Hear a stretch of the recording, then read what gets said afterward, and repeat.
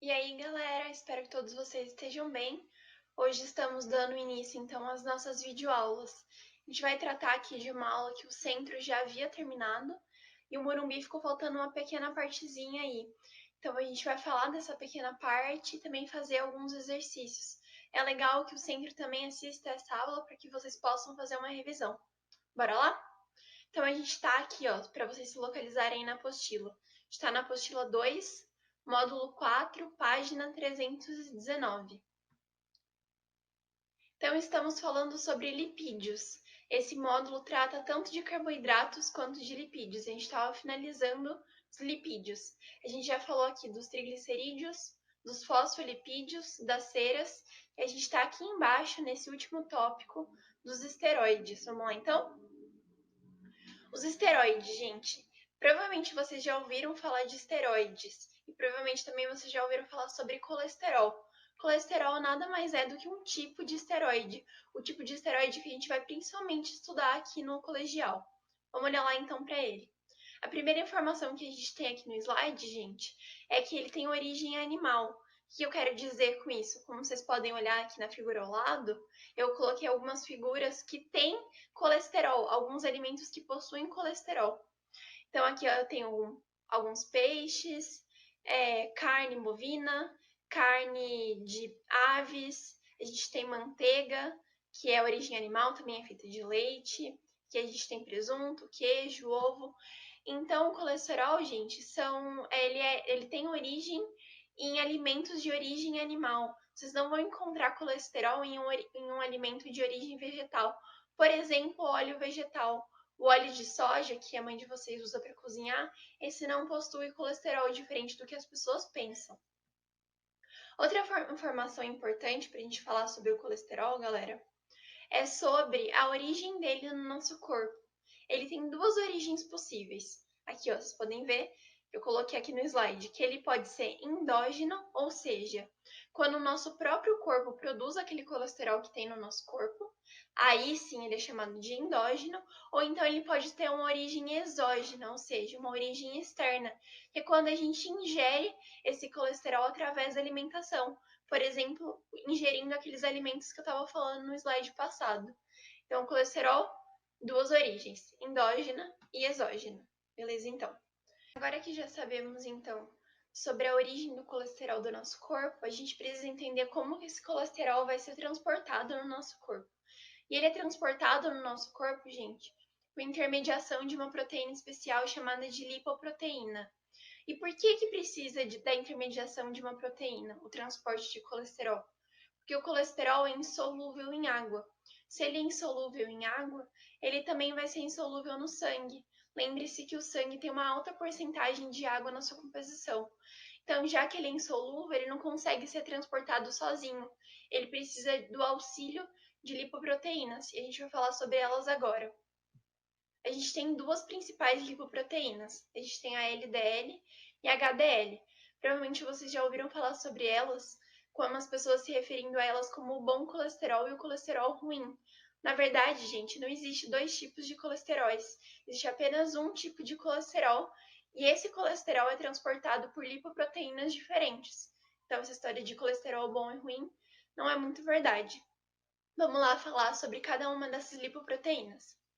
Falando primeiro sobre a lipoproteína de baixa densidade, então a LDL. A importância sobre ela aí que vocês precisam guardar, em primeiro lugar, é justamente essa característica sobre a densidade dela. Ela tem uma baixa densidade. E por que isso é importante? Porque ela costuma se acumular lá nos vasos sanguíneos. E quando isso acontece em excesso, pode levar à formação de ateromas. E o que são ateromas? A palavra é difícil aí, nada mais quer dizer do que um acúmulo de lipídios nos vasos sanguíneos. É o que está sendo representado aqui na figura, se vocês olharem aqui embaixo. Aqui nessa primeira figura a gente tem um vaso sanguíneo limpinho, e aqui no último com uma grande quantidade de lipídio aqui acumulado. Esse acúmulo de lipídio, gente, pode levar a problemas como AVC e até infarto, porque isso leva ao entupimento dessas veias aí, pode levar a um problema muito sério, veias e artérias. Por outro lado, a gente tem a HDL, que é a lipoproteína de alta densidade, ou conhecida como colesterol bom. De novo, a importância que vocês lembrem que ela sobre a característica dela, é justamente o fato dela ter uma alta densidade. E aí um benefício da HDL, gente, é que ela vai evitar a formação daqueles ateromas que são formados pela LDL. Então aí, entre as duas, acaba se formando um balanço. Então é por isso que às vezes fala, você tá comendo muito HDL, você tá comendo muito LDL, precisa ingerir mais LDL para aumentar o colesterol bom no sangue. Então, é essa relação aí, mais ou menos, para ir sempre evitando a formação desses ateromas. Sobre as funções, então, do colesterol, a gente tem algumas aqui, a gente vai citar agora.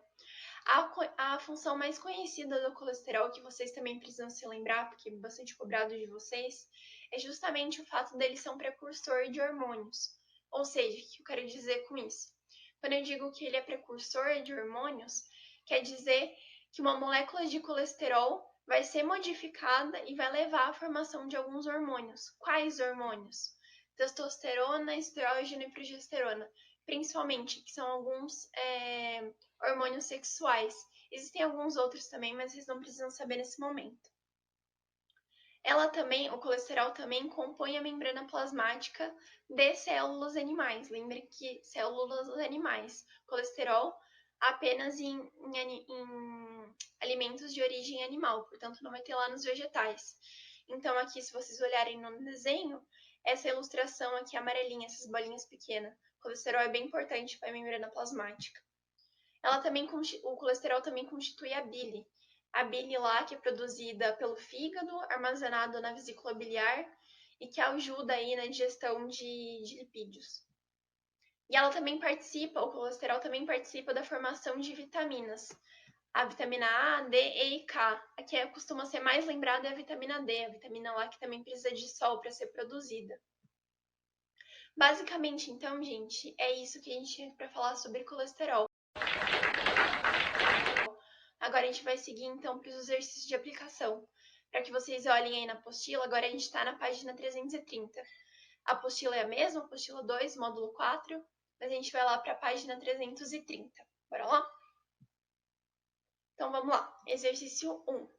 A lactose e o amido são, respectivamente, como eu falei para vocês lá no começo, gente, vocês precisam se lembrar que esse módulo não fala só sobre lipídios, ele trata também sobre carboidratos. Aqui a gente vai fazer uma pequena lembrança aqui do que a gente tinha falado. A lactose nada mais é do que um disacarídeo, porque ele é feito de 2 monossacarídeos. Quais? A galactose e a glicose. Quando esses dois se juntam por meio de uma ligação glicosídica, é formada então a lactose. Logo aqui no começo da resposta, para a lactose, a gente tem que procurar um disacarídeo de galactose e de glicose. E sobre o amido, que é a outra parte da resposta? O amido nada mais é do que um carboidrato complexo, então um polissacarídeo, de muitas moléculas de glicose juntas. Aqui a gente tem essa representação aqui embaixo. Também lembrar que o amido, gente, tem função de reserva energética nos vegetais. Então aí, procurando uma resposta que faça sentido com isso que eu disse, vocês vão encontrar a alternativa D. Então, a lactose é um disacarídeo de glicose e galactose, e o amido é um polissacarídeo. Resposta certa, D. Dentre as funções a seguir, assinale aquela que não é desempenhada por lipídios. Isolante térmico. Tem sim, gente, um tipo de lipídio que é responsável por ser isolante térmico. É justamente a gordura, se vocês lembrarem lá da comparação da gordura com cobertor, que os dois não exercem a função de aquecer, e sim de isolar termicamente o corpo. Eu trouxe aqui para vocês o exemplo da foca. A foca é um ser vivo que vive num ambiente muito frio e que então é muito importante esse isolamento térmico para que ela não possa perder calor aí para o ambiente. Vamos lá para B agora. Precursor de hormônios e vitaminas. Se vocês lembrarem, a gente acabou de estudar, tem justamente o colesterol que é responsável tanto por ser precursor de hormônio quanto de vitaminas. Então essa não pode ser a resposta. C.